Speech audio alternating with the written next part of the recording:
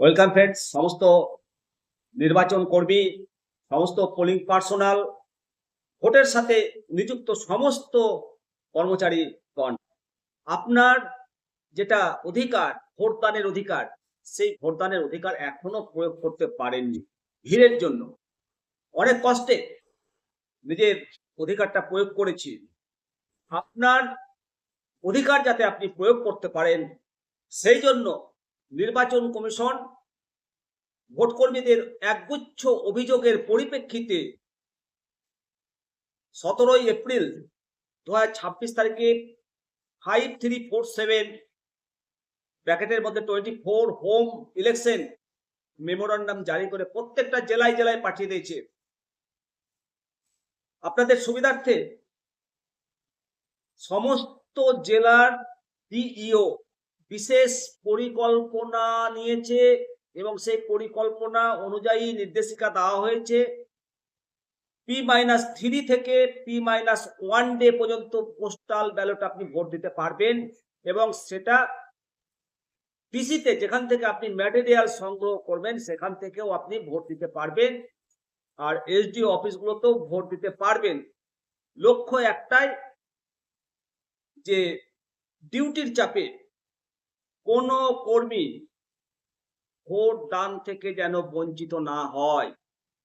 অত্যন্ত ভিড়ের কারণে অনেকে ভোট দিতে পারেননি, সেজন্য এই নির্দেশিকা অনুসারে ভ্যাকসিনেশন সেন্টারগুলোতে ভিড় সামলাতে নিখুঁত পরিকল্পনা এবং নিখুঁত সুযোগ দেওয়ার কথা বলা হয়েছে।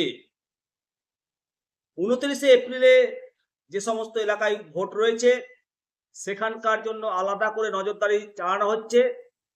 প্রশিক্ষণ শেষে ভ্যাকসিনেশন সেন্টারে যাতে লম্বা লাইন না পড়ে সেজন্য অনুপাত রেশিও বেঁধে দিয়েছে। 50 থেকে 60 জন ভোটারের জন্য একটা করে কম্পার্টমেন্ট বা গোপন কক্ষ তৈরি করা হবে, যাতে করে ভোট কর্মী ভোট দিয়ে দ্রুত বেরাতে পারেন।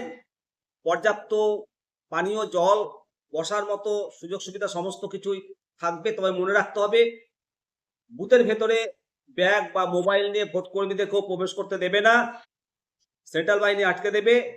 কড়া গোপনীয়তায় কঠোরভাবে ভোট দান প্রক্রিয়া হচ্ছে, কোনোভাবেই কেউ কারচুপি করতে পারবে না।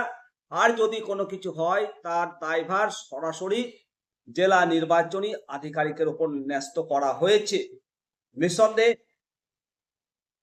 এই যে আদেশ, এবারে সমস্ত ভোটকর্মী ভোট দিতে পারবে এবং সমস্ত ভোটকর্মীর লক্ষ্য এবারের ভোটটা অন্তত দিতেই হবে এবং সবাই দিচ্ছে।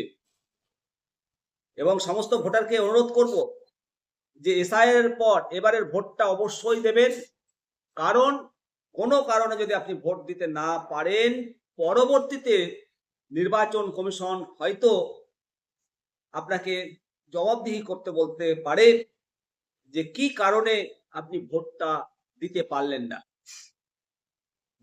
অবশ্যই আপনাদের মতামত কমেন্ট সেকশনে জানাবেন, আর কোনো কিছু জানার প্রয়োজন থাকলে জানবেন কমেন্ট সেকশনে কমেন্ট করে। ভালো থাকবেন, শেয়ার করুন।